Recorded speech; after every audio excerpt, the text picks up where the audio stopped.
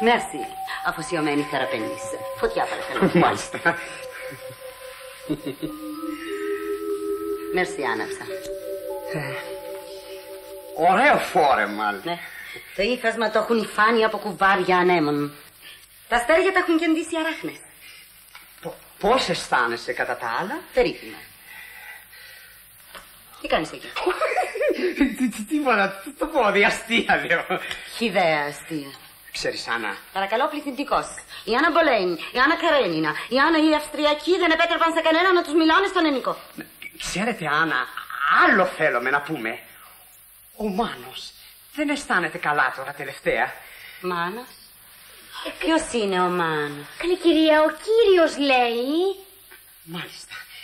Ο Μάνος έχουν πειραχτεί τα νεύρα του, καταλάβατε. Θέλει να πει δηλαδή ότι ο κύριος δεν είναι καλά στα μυαλά του. Τελείως αδιάφορον. Τελείως αδιάφορον. Μα η κατάστασή του είναι πολύ σοβαρά. Τίποτα δεν είναι σοβαρότερο από ένα πύργο χωρίς πολεμίστρες.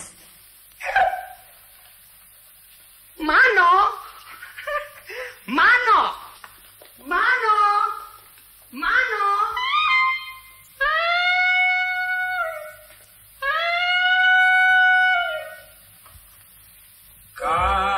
Καλημέρα στη μαμάκα, καλημέρα στο μπαμπά, καλημέρα στο παππούλι, καλημέρα στη γιαγιά.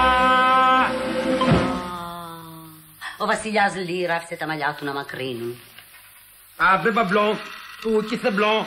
Αβε μπαμπλόν, του κιθεμπλόν. Μπλον μπλιμ. Τίποτα δεν είναι πιο ληστηρό από ένα κουρέερ. Τίποτα δεν είναι πιο ληστηρό από ένα οδοστρωτήρα. Θέλω να φάω μικρές, πράσινες μολόχες.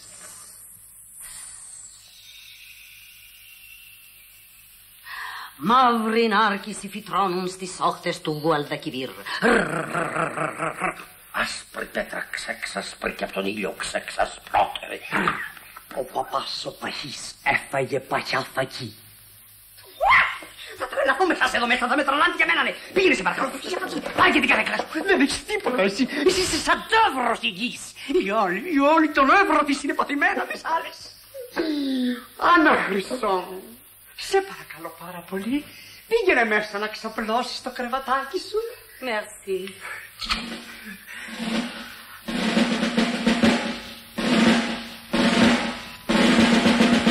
Λοιπόν, δηλαδή, εγώ όμως είμαι λογικός, δεν είμαι λογικός. Τι λογικός, βρε. Άντε βγάλτε αυτά. Πρέπει να της δώσω κάτι να καλμάρει. Κρίσης είναι, θα περάσει. Και σου το είπα, ας μην τρελαθώ κι εγώ. Πολύ πέφτουμε δυο τρελοί σε ένα σπίτι. Άντε, πάμε πάνω να τη στείλω με τη Γιούλη τα χάπια.